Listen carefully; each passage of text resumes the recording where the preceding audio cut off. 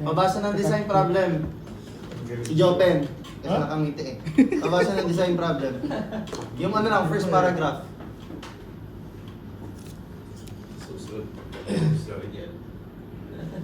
Design problem number 1 involves the architectural planning and design of two-story single detached residential R1 structure with a mezzanine level to be constructed in Calamba, Laguna. The project site has a total area of 500 square meters and it's oriented with each frontage facing north and a dimension of 20 meters. It is accessed by a 10-meter wide road right-of-way with 2.4-meter wide sidewalks on both sides. The site features a 3-meter slope with the lowest elevation located along the northern frontage. Building setbacks at the front and side shall comply with the requirements of NBCP, while a 3.5-meter rear setback shall be strictly observed. The east and south side of the property are adjacent to existing 3-story structure with a firewall provisions. Okay. So, dyan pa lang, sa first paragraph pa lang, mapaplot mo na yung ground floor natin. So, ang sinabi niya, 500 square meter with a minimum dimension of 20. So, isa dun sa dimension ng dalawa na yon, dapat 20 siya. So, 500 divided by 20, lalabas na si 25. So, lalabas na yung lot dimensions mo. Meron ka ng 20 by 25, ganun lang. Ngayon, sinabi dito, R1 siya. Single detached. So, automatic, titingin na kayo sa setbacks, which is R1 na 4.5 to 2. 2 to 4.5. Though, meron siyang sinabi na merong 3.5 meter rear setback shall be strictly observed. So, babaliin natin yung setback na nasa rule, gagawin natin siyang 3.5. Kasi ang sabi ko nga sa inyo, lagi magpe-prevail is yung given kaysa dito sa rule 7 and 8 natin. So, automatic 3.5 to 4.5. Okay na, meron na tayong lote. Ngayon, sabi naman dito sa second paragraph, the ground floor shall provide essential access and service spaces including two covered and paved carports. So, paved carports tong dalawang to Pag sinabing paved carports, automatic siya, papasok mo siya sa isa. Kasi impervious, NME. So, dapat isa na siya, ha? Okay. Ito muna, pag magpa-plot kayo, buuin nyo yung site. Ito muna. Ilagay nyo to, tapos burahin nyo itong natirang, kasi kakain siya sa AMBF natin, di ba? So, burahin nyo na yan. Tapos, kumbaga, nag-plot lang kayo ng initial AMBF natin. Saka natin siya babawasan ng mga kalokohan. Ito, babawas na siya. Tapos, dalawa daw, so 3.5, 3.5. Yan yung carports. Sabi, this carport shall be positioned perpendicular to the road right-of-way. Ang ibig sabihin ng perpendicular, dapat, kung ito yung RROW natin, dapat nakaganito siya. Perpendicular, naka-right angle, 90 degrees sa road right-of-way. So, ibig sabihin, pag ganito. Tapos, kaya sabi dito, rightmost corner of the site. Dito mo lang siya pwede ilagay kasi di mo naman siya pwede ilagay dito kasi dito yung road right-of-way natin. So, perpendicular, tapos, rightmost corner. So, automatic, ito na yan. Madali na lang. Tapos, maglalagay daw tayo ng porch or veranda with a dimension of 4.5 by 5. Kahit nung unang discussion namin, may mga naglagay dito.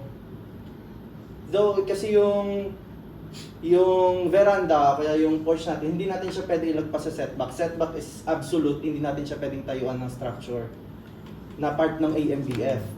So, hindi mo siya pwede ilagay dito. Kahit nakasabi na adjacent siya sa carport, so ang other place na pwedeng paglagyan kasi hindi pwede dito. So, dito. So, ayan, naglagay na tayo ng veranda, di ba? Veranda, okay malito, kasama to sa AMBF, ha?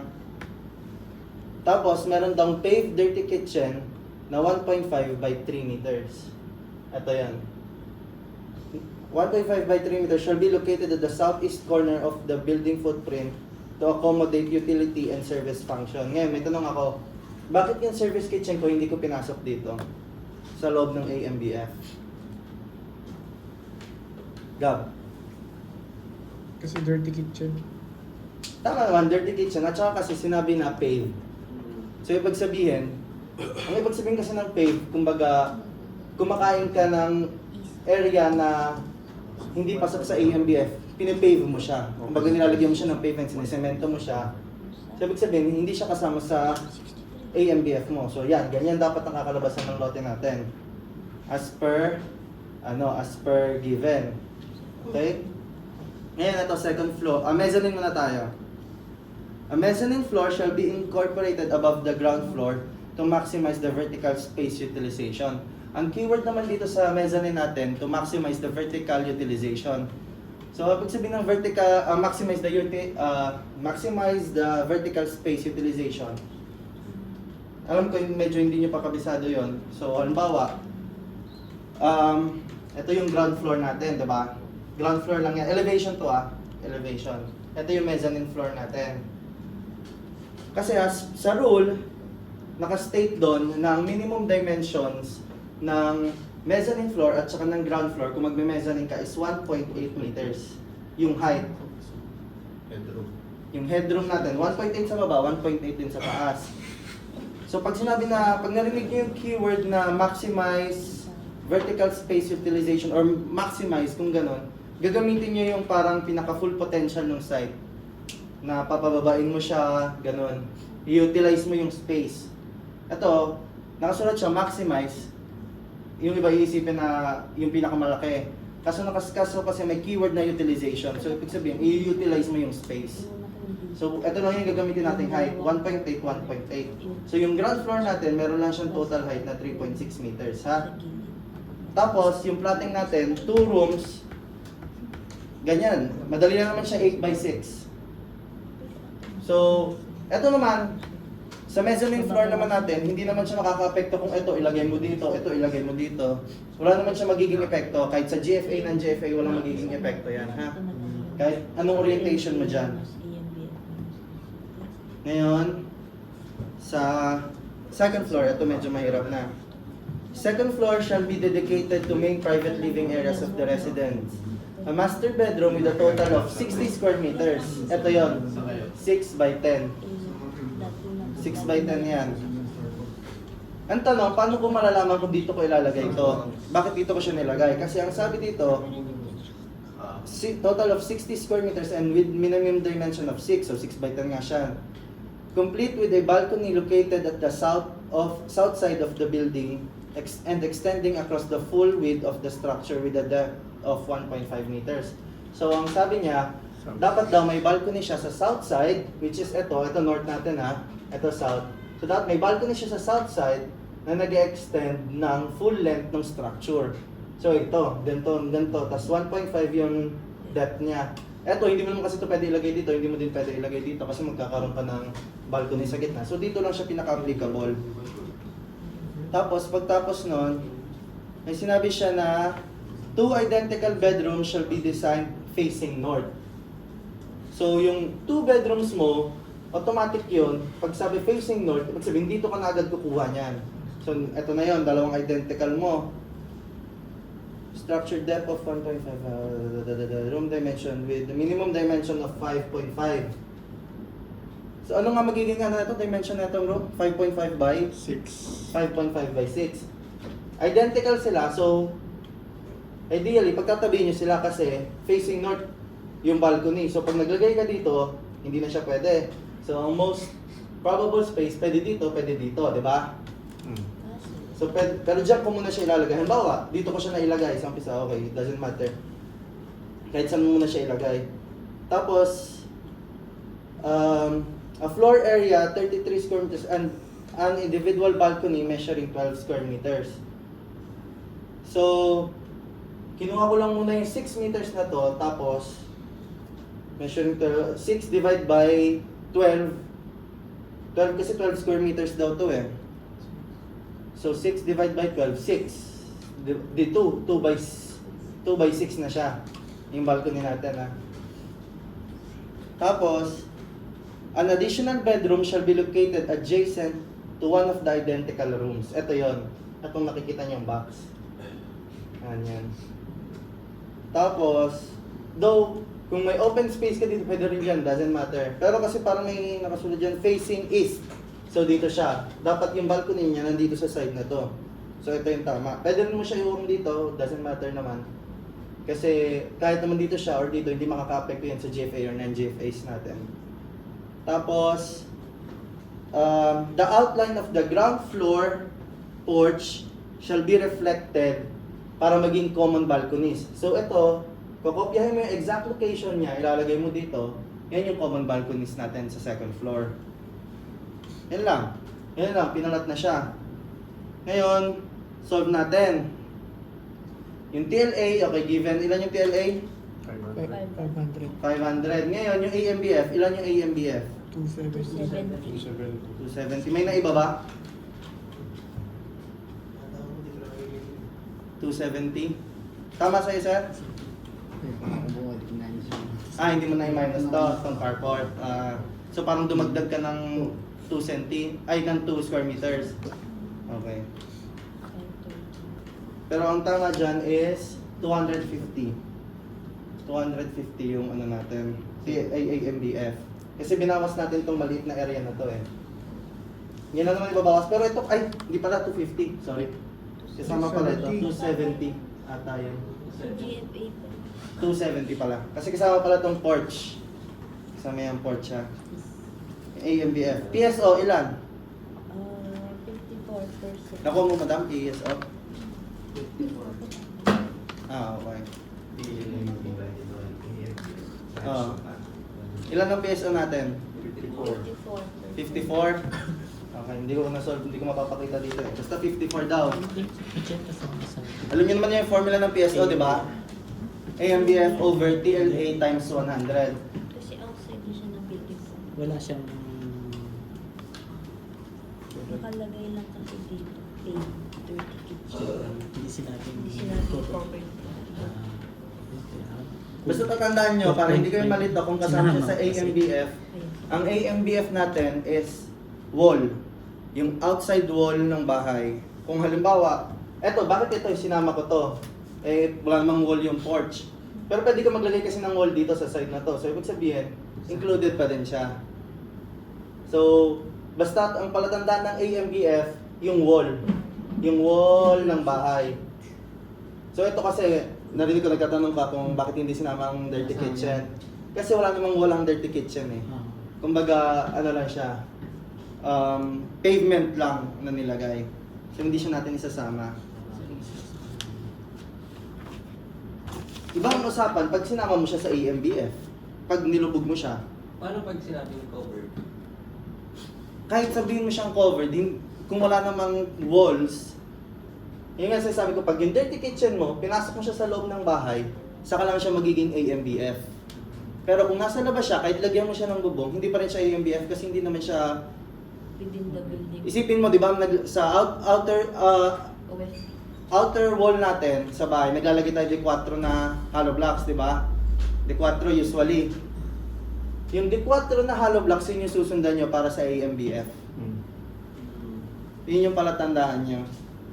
So kung hindi ka naglagay ng D4 na hollow blocks dito, hindi yan kasama sa AMBF. Halas. Okay. Wali-wali. So, isa natin ay, anong isa natin guys? Sa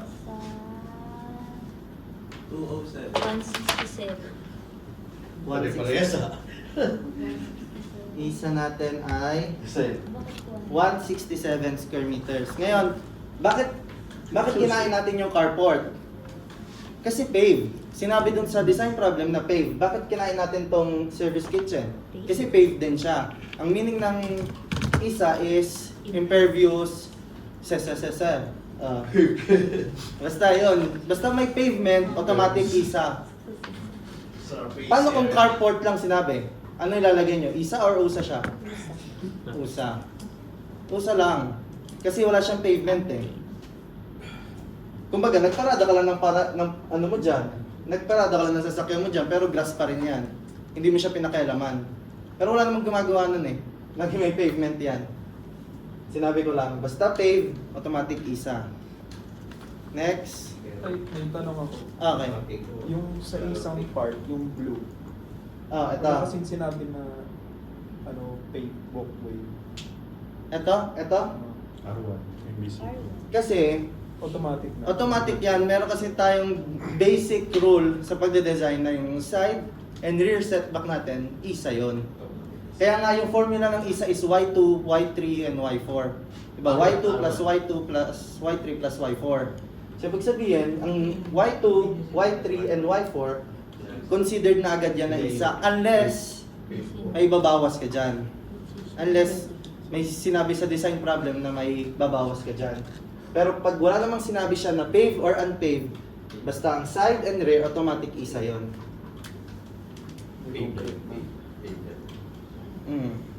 So, USA. Sa USA natin, ito lang. Ito maliit lang. So, dapat 63. Tama? 63? Yung step na Tama? 63? Mm-hmm. 63, okay. TOSL, ilan? Tapos maminas mo na yung TOSL, 130. sumukuha mo na yung TOSL ay 230. TOSL formula is isa plus usa lang. Dali lang yan. Kung, syempre nakuha mo yung isa mo plus usa mo, huwag mo na pakitingin lang itong plotting, i-add mo lang yung dalawa. Tapos maka, AMBF plus isa, ilan? paano nakuha yung yung sa isa na 163? 163 ba? 160. Ano yung isa nyo, Sel? Isa. 167 daw. 167. Paano nakuha? Paano nakuha? Hindi mo Yung sinabi dalawang yung carport, yung dirty carport. Sinama yung carport. Yung sides. Carport, tama. Ayan o, 167. Ito, plus yung dirty kitchen. Hindi mo Yung nisama kitchen, dirty kitchen. Kasama rin yung dirty kitchen kasi paved siya eh.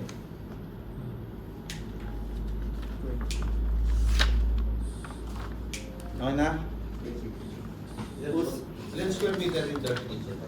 1.5. 1.5. Minus sa 4.5. 4.5. Okay, tapos TOSL natin, ito na yung isa natin, di ba? Nakikita niyo ba yung parang naka-highlight na part? I-add mo lang yung USA. Ayun yung TOSL, 230. Tapos para sa MACA, AMBF, yan, AMBF, plus, ISA. Yung isa natin kanina, ito, ito. So, ang isa natin is 437 dapat. Ay, ang MACA. Or, mas madali niyan, kunin mo yung TO, ay yung TLA minus USA. Mas madali siya. TLA minus USA. Yun na yung MACA natin. Okay, ito medyo mahirap na to. GFA. Dito medyo nakakalito na to ha. Ngayon, sa ground floor, ang GFA areas natin, ano ang GFA areas dyan? Ang GFA areas dyan ay yung pink lang. Itong pink area. Kasi, pag wala naman sinabi na, halimbawa, sa ground floor, hindi niya sinabi na may lalagay tayo ng 2 bedrooms, 1 balcony, automatic considered GFA yon.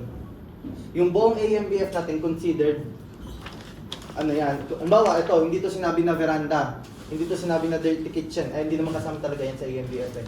Yung buong AMBF natin, basic rule, buong AMBF is considered as GFA, gross floor area, kasi living space yan eh.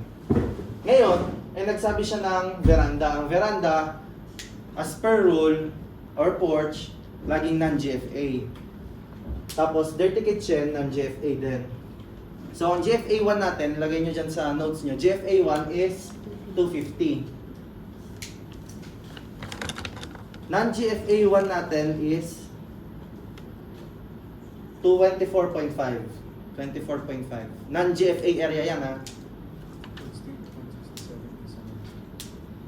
Okay, GFA 1. Ibig sabihin ng GFA 1 at saka non-GFA 1, GFA ng ground floor, non-GFA ng ground floor. Okay? Ngayon, meron tayong mezzanine. So kung ano lang yung sinabi na room sa mezzanine, yun lang ilalagay nyo sa GFA. Kasi hindi nyo na kailangan ng mga walkways, wala na yun, i-disregard nyo na yun. Hallways, As long as walang sinabi sa design problem na maglalagay tayo ng hallways, balcony, huwag nyo lagyan. Kung ano lang yung sinabi na ano sa mezzanine, yun lang. So, ayan lang. GFA 1.5 natin ay ito, 96 square meters. GFA 1.5 kasi sa gitna siya eh. Hindi siya yung GFA 2 natin. Nagagets nyo pa rin ba? Nagagets nyo ba? GFA 1.5. GFA 1 yung ground floor, GFA 1.5 itong mezzanine kasi kalagitnaan siya eh. Okay. Ngayon, sa second floor, ito medyo nakakalito kasi inilagay ako pang gulo dito eh. So, ang sabi dito, ang sabi sa rule, di ba, ng rule 7 and 8, ang balconies natin is what? GFA or non-GFA? Balconies. Depende. None. Pero Hindi, general rule muna. Ano yung GFAs na, yung balcony natin? Hindi. Non-GFA, di ba? Though, meron siyang exception. Pag ang balcony natin is less than 10 square meters, GFA siya. Pag less than 10, GFA. Pag more than 10, none. non-GFA. So ito, mga balconies natin yan na more than 10 square meters. So ang non-GFA 2 natin is, ito lang, 68 lang. Yung taas mo. Kasama ko na yan. Ito. 68. Hindi ito kasama ha. Balcony din kasi ito eh. Pero hindi natin siya sinama kasi less than 10 square meters. 8 square meters lang to eh. 2x4. So, GFA pa rin siya ha. Okay. Non-GFA 2 natin is 68. Ngayon, ito. Baka malito kayo dito. Sabihin nyo, wala namang access dyan. Wala naman, bakit i-consider natin siyang GFA? Parang isolated, dead space naman siya. As long as hindi siya sinasabi na open area, GFA pa din yan. Kahit ito, na hallway natin, GFA pa din yan. So lahat na nakikita nyo ibang kulay, bukod dito, yan ang GFA areas natin sa second floor. So ang non-GFA, ang GFA 2 natin is 202 para sa second floor. Sa tanong, Okay. bakit yung mga balcony within the building hindi siya naka-extend? Kasi, halimbawa, sa design problem, sasabihin niya kasi yun na mag-extend ka pa eh. Halimbawa, yung balcony mo extending 1.5, doon ka lang mag-extend. Beyond. Pero pag hindi sinabi, kasi medyo tricky yan eh. Halimbawa, katulad nila, sino ba yun? Nakalimutan ko sino yun. Basta meron kasing nag-extend. Ako, nag-extend din ako nung una dito eh, 1.5. So sabi ko, hindi ko nga naman sinabi sa design problem na mag-extend. Ba't ako mag-extend? Unless sabihin na yung outer OFB mo, yung outer face of the building mo, is mag-extend ng 1.5, doon ka lang mag-extend.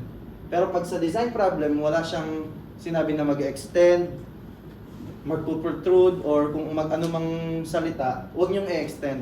As is lang tayo kung ano yung AMBF natin, doon lang lalaroin. Pagka inano yan, pag halimbawa in-extend, dun sa baba, sa ground floor, hindi siya, babawas siya sa isa, sa open space. Hindi, isa pa din siya. Isa pa rin. Kasi ang isa kasi natin, ang basihan niyan, yung setbacks ng ground floor. Hindi na makaka-apekto yung second floor. Okay. So, ayun na yung... Okay, add nyo na lahat ng GFA natin. From GFA 1, GFA 1.5 at saka GFA 2. Yun yung GFA natin.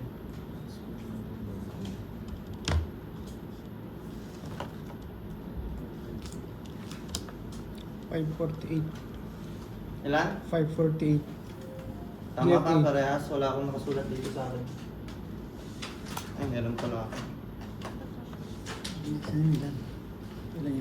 548. 548.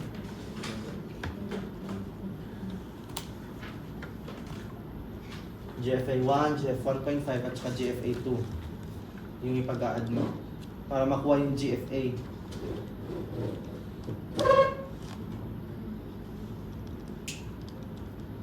Ay, sorry.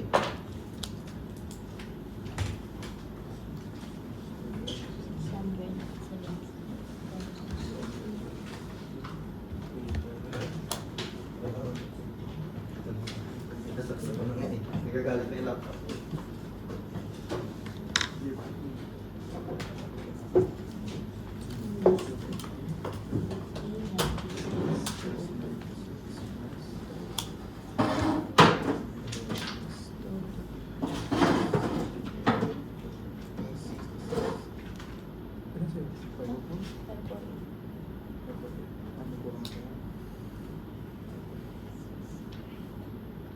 Medyo tricky lang yung GFA tsaka non-GFA sa umpisa.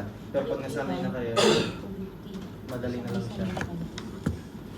Mga fire exits, non-GFA yun.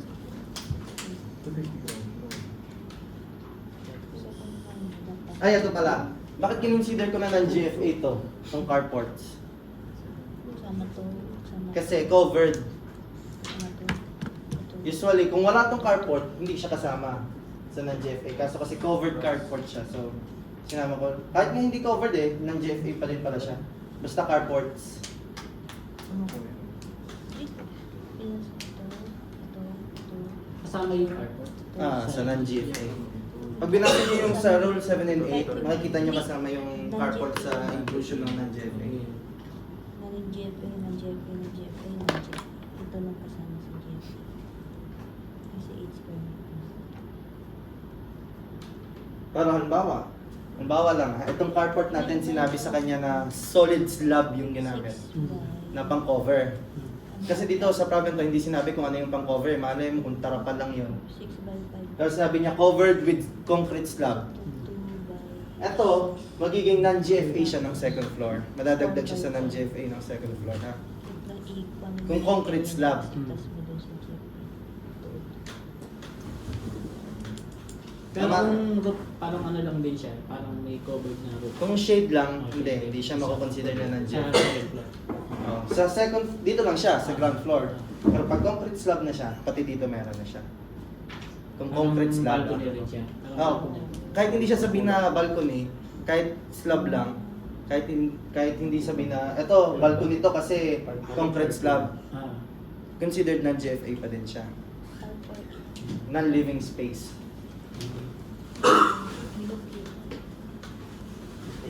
Okay, TGFA, pag adin nyo lang lahat ng GFA at saka non-GFA. Ilan?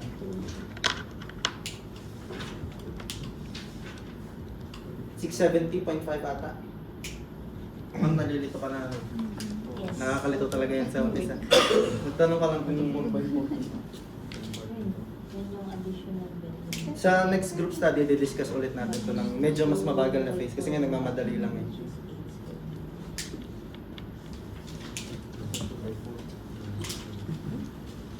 Or try mo munang i-solve yung isa yung mas basic kanina. Praktisan mo lang ng praktisan niya. Makukuha mo din sila. Kasi tayo pareho naman.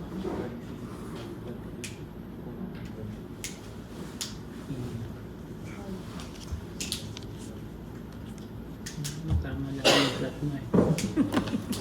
Pag flat mo, dapat pagka nagkamali ka. Ilang yung Wala na akong bundle dahil ko. GSA. second floor? Non-GFA. Yung dalawang 12 meters, 12 square meters, yung 20 meters na parang bago. Yung mga nag-GFA ng first floor. Tapos na? Ano? Ano yan? PDFA. Tapos na, sir? Hindi na. Solve ba sila? AMBF times 2. Paras lang ba pag AMBF times 2? Ay hindi kasi may cardboard na.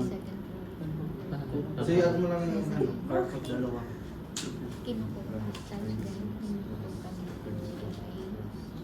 Ano ko na?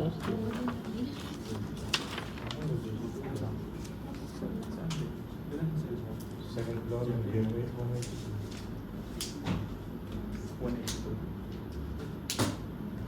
Tapos na kayo? Tapos na kayo yan? Sige, sige. BHL. Tapusin natin para wala na tayong babalikan. Kung meron man, review na lang. Sa TGFA 670.5. Tama? 6 atang. 670.5 meter square. Okay, BHL tayo. Sa BHL medyo tricky siya kasi ginawa ko siyang may slope na 3 meters. Tapos, may apex pa na 3.5. So, yung kanina, ang sinabi natin sa slope, pag lumagpas ng... Ay, buti kaya pala may plastic pala to. Kaya pala hindi nabubura. Hindi nag-unboxing. Oh! Apa? Baliktad kasi. Kaya pala kahirap burahin nito. Hayop na ito. Kailan tapos na? Buti. So, ginawa ko siya nakakalito, yung BHL natin. So, meron tayong slope na 3 meters. Nasaan total? Plus yung bahay natin na 3.6. 3.6 first floor. Second floor is, pag walang sinabi na building height, anong ginagamit? 3 meters. Okay. 3 meters. Etong 3.6, natatandaan nyo, 1.8 plus 1.8. Tama, 1.8 plus 1.8. Square meter lang. Tapos, itong triangle na to, 3.5 daw siya. 3.5. Sorry sa sulat ko. Yan, 3.5. Tapos ito, 3 meters. Merong rule, sa rule 7 and 8, lahat ng slope nakakain ng 3 meters and above, automatic half lang ang kukunin mo dyan para i-consider sa building height, ha? Hindi mo kukunin yung buong 3 meters. Half lang, 1.5 lang. So, 1.5 plus 3.6, kasama na mezzanine dyan, ha? Plus 3 meters plus 3.5. Meron din sinabi sa rule 7 and 8 na pagpa-triangle yung bubong, kalahati lang din ang kukunin. So ganyan, kalahati lang siya. So 3.5 is 1.75. Ano building height natin? 9.85. 9.85. Pasok pa rin siya sa 10 meters na limit natin. Sa 7 and 8, rule 7 and 8. Building height 9.85 meters. Pangit ang sulat ko, sorry. 200. Ganun. Ano ba yan? Ha? Yan, ganyan. 270. 137? Rule 7-8. 137 yan, page 1 Base sa 92. Page Page 92. 270 yung number. 270.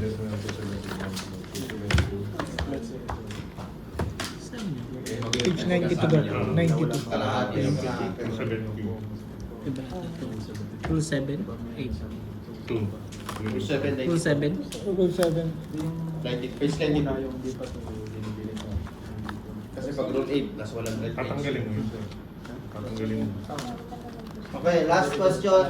Para tapos na tayo. Compute the volume of the cut we need to flatten the site considering the frontage is the lowest point. Medyo madali, madali magbura. Kaya, kailangan mo pang fake yung pambura ko ah. Yung ano pa na may problema. Okay, so halimbawa, ito yung slope natin. Anong length nito? 25, di ba? Ito, 3 meters. Sabi, huwag nyo pahirapan yung sarili nyo na kukunin nyo pa yung AMBF, ikakat, kasi simple lang yung tanong. Compute the volume of the cut we need to flatten the site considering the frontage is the lowest point. So, ang frontage natin is south. South, tama, di ba? South. So, ito, south, ito, north. Ganyan. So, ang tanong dyan, gaano kadami daw yung kailangan nating tanggalin para ma-flat to, tong area na to, para maging isang straight lang siyang ganyan. Ano yung volume nito? So, ang formula para makuha yung yung volume, 24. ginagamit namin to dati. Technique namin. 25. Slope, rise, Run. and run. Just in case lang na percentage yung binigay, yan yung rule na ginagamit ha. Halimbawa, sinabi 3% yung slope. 3% yung slope. Ngayon, may slope ka na, may run ka na, ang hinahanap mo yung rise. Tatakpan mo yung rise para makuha, ibig sabihin slope times run. Pag hinahanap mo yung slope, takpan mo to, rise divide by run. Ganyan yung formula nun para sa slope. Pero ngayon, hindi nyo gagamitin yan kasi binigay ko na yung rise na 3 meters ha. So, Para makuha nyo yan, kunin nyo muna yung area nito. Kasi pag sinabi na volume, cubic meter dapat ang sagot, di ba? So basically parang ito yung triangle, ito yung slope natin, pero hindi lang yan yung hinahanap, ito yung hinahanap. Yung buong triangle na yan, yung hinahanap. So length times width, divide by 2. Yun yung formula, or base times height, divide by 2. Yan yung sagot. Neto, area pa lang to ha. Area of triangle. Area of triangle. Area lang yan ng triangle. Hindi pa yan volume. Ano sagot? Base times height divide by 2. 37.5. Na-divide by 2 mo na yan. 18.75. 18 ba? 25 times 3 divide by 2. 37.5. 7.5. 37.5. Di ba 1.5 na? Multiply by 5 37.5. meter square. Square pa lang yan ha, so hindi pa yun yung final sagot. 37.5. So 37.5 Tinanggal nyo lang. times yung length ng building natin, yung 25. 20 meters. 25. 20. Kasi side to eh, side elevation to. So yung front, kukunin mo siya para makuha mo naman yung itong area na to. Ta-times mo siya sa 20. So anong sagot? 750. So 750 meter cube. Meter cube ang volume, ang sagot dyan, 750. Ano lang? Simple lang pala eh. Simple lang eh, no? Oo. Pababa yun. Okay, yun lang. Tapos na. Bye guys. Hindi naman ako Panansin nyo guys ha. Kung may iba kayong katanungan, Hindi mo makukuha sa isang magtanong lang kayo sa akin. Hindi ako professional pero marunong ako mag-design. Gusto ko lang pakita yung ano ko eh. Wala nga lang siya. Cover page. Hindi, yung last page ko nga eh.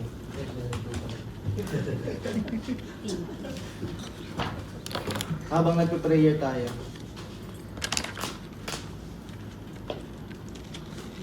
Yan. Yun no. Oh, prayer na. Closing na. Awat na kayo. Continuous tayo sa every Friday pala ha. Tanong ko lang ulit. Bakit may 1.5? Total, alam naman yun. May? May 1.5. Sa ibang bakasyon. 1.5 sa building height slope. Mayroon sa next year, magkano na tayo? Kasi ang NGL mo ito eh. Kuha na tayo. Ang lowest point mo ito. 20 yung ano po. So sa rule kasi, kung bawa 2 meters lang yung slope Ito natin, po. buong 2 meters isasama mo siya ha. Bakit pagkakataon po niya? Opo, yung dito po. Yung dito? Bakit hindi ka lahati? Hindi, pagka magkakat, yung buong 3 meters. Okay, nagigets ko na. Sinasabi mo yung building height natin sa kalahati lang. Pero bakit dito sa cut and fill natin buo? I-disregard mo na yung bawa kasi, ang sagutan kasi sa board exam, question per question, parang hindi mo pwedeng i-relate at minsan pwede ha. Pero halimbawa, ang tanong dito, katulad nung tanong kanina is,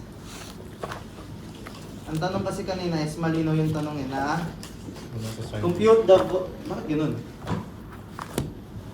Ayaw. Na-stuck na. Basta ang tanong kasi, compute the volume of the cut we need to flatten the site. So, disregarded yung building height natin. Ibang tanong kasi ito eh. Okay. So, disregarded yon. Gusto niya daw i-flat yung buong site. So, okay. I-flat natin Pero siya. pag 3 meters yung height ng ano, Ng, ay, sa kalahati lang yung 3.5 pataas. Kung 4, 2 na lang siya kalahati. doon ka mag-start ng building. Oo, doon ka mag-start ng building. Kasi doon yung, ano mo eh, yun yung building height mo eh. Ganon. Hindi, yung Sa consideration lang yun ng DHL ah. Mm. Pero halimbawa, meron siya sinabi na kailangan mo mag-cut and fill. So halimbawa, kailangan mo mag-cut and fill. Sinabi niya na, halimbawa, Hindi. ang dami. Baka kasi Halimbawa, ito yung slope natin, di ba? Yan yung slope natin.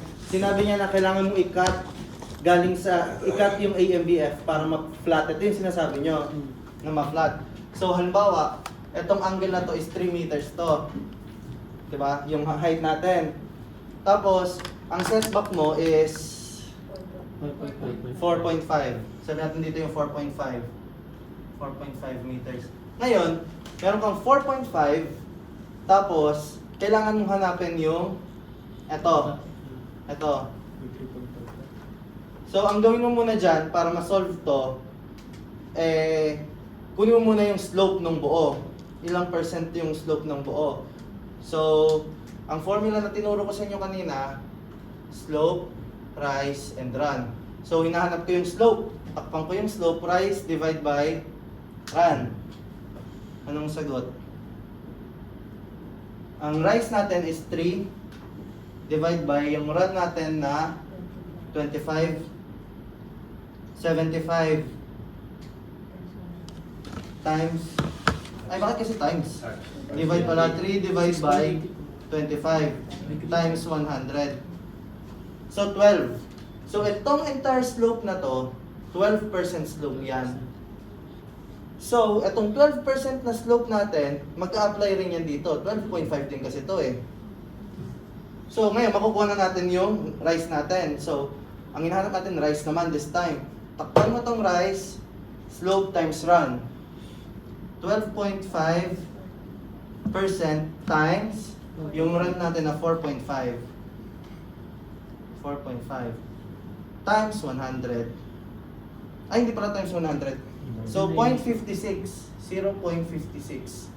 Ayan yung ikakat mo na dito. Diyan ka na magkakat. Until dito sa likod mo na setback. Kung yung target mo is yung AMBF lang yung ikakat. Yan, ganyan lang magiging kalabasan yan. So kung halimbawa, hinahanapin mo yung volume naman yan.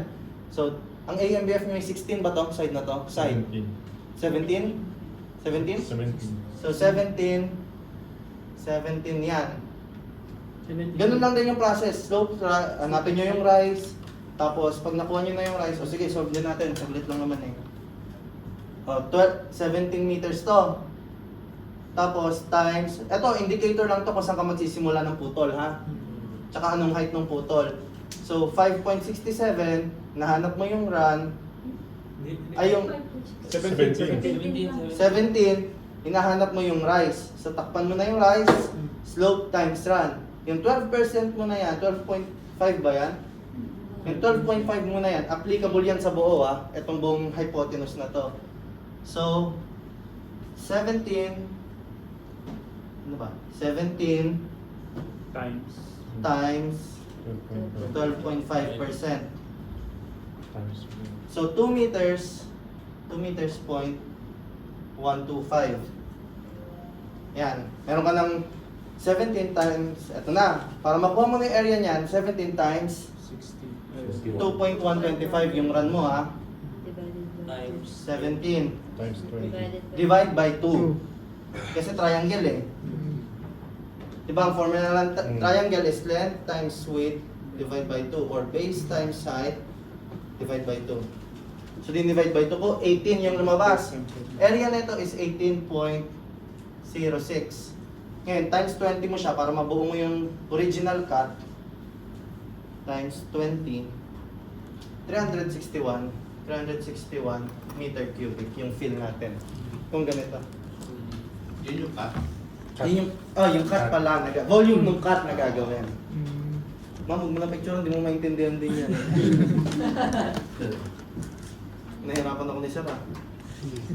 Nahihingal ako. Kaya mo naman.